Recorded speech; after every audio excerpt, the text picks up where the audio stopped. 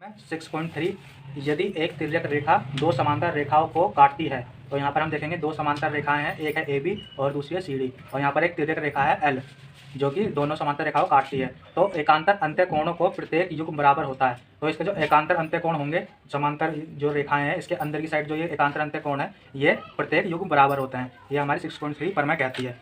तो हम देखेंगे कि हमें जो दिया है, इसमें हमें जो दिया हुआ है रेखा AB समांतर है रेखा CD के। तो यहाँ पर रेखा AB है जो कि समांतर है रेखा CD के, जिसका अंतर समान है हर जगह से। और देखेंगे कि तिर्यक रेखा L AB को बिंदु G पर और CD को H पर इस प्रकार काटती है। तो हम देखेंगे जो हमारी तिर्यक रेखा L है वो रेखा AB को बिंदु G पर काटती है और रेखा CD को बिंदु H पर काटती है।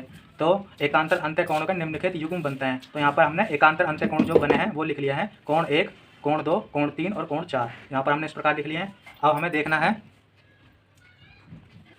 तो हमें यहाँ पर सिद्ध करना है कि कोण 1 बराबर है कोण 2 के और कोण 3 बराबर है कोण 4 के। तो आगे हम उपपत्ति में देखेंगे। तो यहाँ पर हम उपपत्ति में देखेंगे, हमने √2 बराबर √5 माना है जो कि शीर्षाभिमुख कोण के द्वारा हमने इसे माना है। तो यहाँ पर हम देखेंगे, यहाँ पर हमारा जो है कोण 2 है वो कोण 5 के बराबर होगा, क्योंकि शीर्षाभिमुख कोण के आमने सामने के जो कोण होते हैं वो बराबर होते हैं। तो हमने आगे यहाँ पर लिया है √1 बराबर √5 जो कि हमने संगत कोण माना है।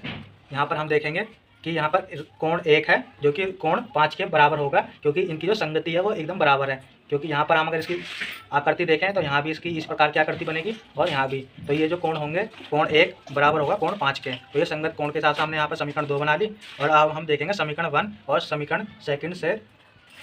तो यहाँ पर हम देखेंगे समीकरण 1 और समीकरण 2 से हमने यहाँ पर किरण GH रेखा AB पर स्थित है। तो हम यहाँ देखेंगे हमारी जो किरण है GH वो रेखा AB पर स्थित है, और जिससे हम देखेंगे कि रैखिक युग्म अभिग्रहित जो कि एक सरल रेखा का कोण बनेगा जो 180 होता है। तो हम लेंगे कोण 1 और कोण 4 को जब हम जोड़ेंगे तो यहाँ पर कोण 180 बनेगा जो कि सरल रेखा कोण होगा। तो हमने यहाँ पर ले लिया ये कोण 1 और कोण 4 बराबर 180 और इसे समीकरण 3 मान लिया। और इसी प्रकार हमने किरण HG ले ली। यहाँ पर हमने HG, यहाँ पहले हमने GH लिया था, अब हमने HG ले ली जो कि CD पर अभिग्रहित है। और यहाँ पर जो कोण बनेंगे वो 2 और 3 बनेंगे सरल रेखा कोण। तो हमने यहाँ पर इसी प्रकार ले लिया √2 + √3 बराबर हो जाएगा 180 जो कि होगा रैखिक युग्म अभिग्रहित। और हम इसे मान लेंगे समीकरण 4। तो हम देखेंगे समीकरण 3 और समीकरण 4 से।